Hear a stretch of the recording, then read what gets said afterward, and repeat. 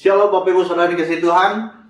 Saya berharap kita semua dalam keadaan sehat. Saya berdoa supaya kita semua dalam berkat dan perlindungan Tuhan. Tetap jaga kesehatan. Biarlah kita selalu menikmati berkat dan rahmat Tuhan yang selalu baru buat kita. Hari ini kita akan belajar satu kebenaran firman Tuhan yang saya ambil dari Efesus pasal yang kelima ayat 15-17. Saya bacakan untuk Bapak Ibu Saudara sekalian. Efesus pasal 5 ayat 15-17. Karena itu perhatikanlah dengan seksama bagaimana kamu hidup. Janganlah seperti orang bebal, tetapi seperti orang arif. Dan pergunakanlah waktu yang ada, karena hari-hari ini adalah jahat. Sebab itu janganlah kamu bodoh, tetapi usahakanlah supaya kamu mengerti kehendak Tuhan. Bapak Ibu Saudara dikasihi Tuhan, hari ini kita belajar bahwa Alkitab mencatat bahwa supaya kita hidup secara arif, Bapak Ibu. Perhatikanlah dengan sesama bagaimana kamu hidup. Janganlah seperti orang bebal, tetapi seperti orang arif. Bapak Ibu Saudara dikasihi Tuhan, Alkitab mengajarkan kita untuk kita memperhatikan bagaimana cara hidup kita. Biarlah cara hidup kita saat ini adalah hidup yang boleh menjadi teladan bagi orang lain.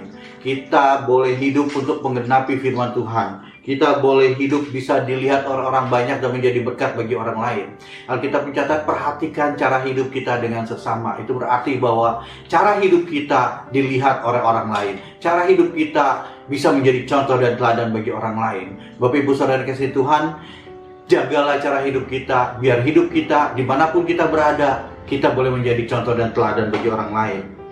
Bapak Ibu Saudara yang kasih Tuhan, di ayat 16 dikatakan, dan pergunakanlah waktu yang ada karena hari-hari ini adalah jahat. Pergunakan waktu yang ada saat ini untuk kita tetap terus berada dalam hadirat Tuhan. Untuk kita terus berada dalam rencana dan rencangan Tuhan dalam hidup kita. Bapak Ibu Saudara, waktu ini adalah singkat. Kita hidup di dunia ini adalah singkat. Pergunakan waktu yang singkat ini untuk kita memuliakan Tuhan, untuk kita menjaga hubungan kita dengan Tuhan. Jangan sampai kita salah menggunakan waktu selama kita hidup di dunia ini. Bapak Ibu Saudara yang kasih Tuhan, di ayat 17 dikatakan, sebab itu janganlah kamu bodoh, tetapi usahakanlah supaya kamu mengerti kehendak Tuhan. Kita disuruh mengerti kehendak Tuhan. Atau bicara apa Bapak Ibu, kita harus mengetahui kehendak Tuhan untuk kita dan untuk orang-orang di sekitar kita.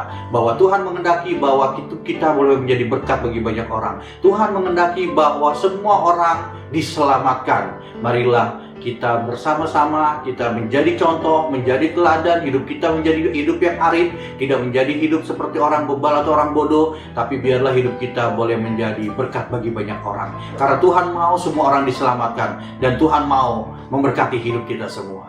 Terima kasih, Tuhan Yesus memberkati. Kita satu dalam doa. Bapak, kami mengucap syukur buat firman hari ini. Engkau mengingatkan kami untuk kami hidup, memperhatikan hidup kami. Karena hidup kami seharusnya menjadi contoh dan menjadi teladan bagi orang lain. Biarlah hidup kami boleh menjadi berkat bagi banyak orang lain. Kami boleh menjadi orang yang bijaksana, orang yang arif. Sehingga kami mengerti dan kami melakukan semua kehendak Tuhan. Terima kasih Tuhan Yesus. Biarlah firman hari ini dapat tumbuh dan dapat hidup di dalam hati kami. Kami boleh menjadi pelaku firman-Mu. Berkati sidang jemaat-Mu, berkati umat-Mu. Biarlah menjadi berkat bagi banyak orang. Terima kasih. Dalam nama Yesus kami sudah berdoa dan ucap syukur. Haleluya. Amin. Bapak Ibu Saudara kasih Tuhan, perhatikan hidup kita. Biarlah hidup kita boleh menjadi berkat bagi banyak orang. Tuhan Yesus memberkati.